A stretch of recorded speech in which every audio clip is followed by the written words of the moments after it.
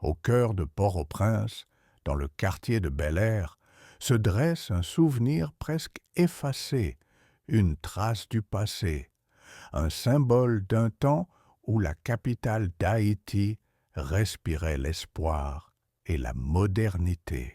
Ce symbole porte un nom que tout Haïtien a déjà entendu au moins une fois. Madane Kolo. Nous sommes en 1862, sous la présidence de Fabre Nicolas Geffrard. Le pays cherche à se moderniser et Port-au-Prince commence à se doter de fontaines publiques pour offrir de l'eau à ses habitants. C'est ainsi qu'une belle fontaine est érigée au carrefour des rues Macajou et du Peuple, dans le quartier populaire de Bel-Air.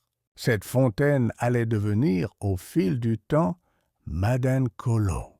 L'origine du nom reste mystérieuse. Certains disent qu'elle vient d'une femme nommée Chlorinde, connue pour ses bonnes œuvres et son influence dans le quartier. D'autres y voient un surnom populaire donné par les habitants, affectueux et familier, comme un hommage à une mère du peuple.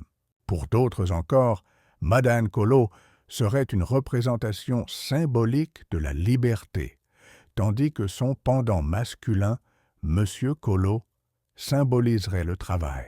Deux statuts, deux esprits, deux forces qui font battre le cœur de la nation. Pendant des décennies, Madane Kolo a été un point de repère pour les habitants de Port-au-Prince.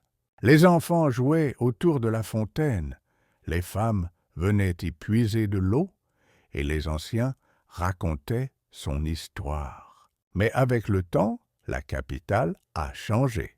La guerre, les catastrophes, le désordre urbain ont blessé la ville, et Madane Kolo aussi. En septembre 1991, un engin lourd détruit accidentellement la tête de la statue. En 1997, un bras est arraché.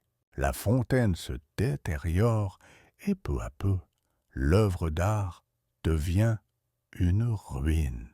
Un jour, Madane Kolo disparaît.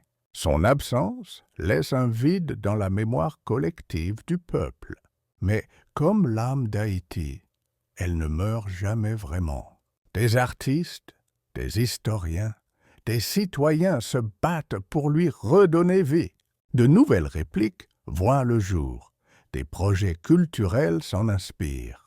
Lors du 275e anniversaire de Port-au-Prince, un spectacle théâtral baptisé Madane Kolo lui rend hommage, un hymne à la résilience et à la beauté d'un peuple debout malgré tout. Aujourd'hui encore, Madane Kolo reste plus qu'une simple statue. Elle est le miroir de Port-au-Prince, la preuve que, même au milieu des ruines, la mémoire, la foi et la culture d'un peuple ne s'effacent jamais. Madane Kolo, c'est Haïti elle-même, debout, digne et éternelle, préparée et racontée par l'évangéliste Mathieu Tintin. Un hommage à la mémoire, à la foi et à la force du peuple haïtien.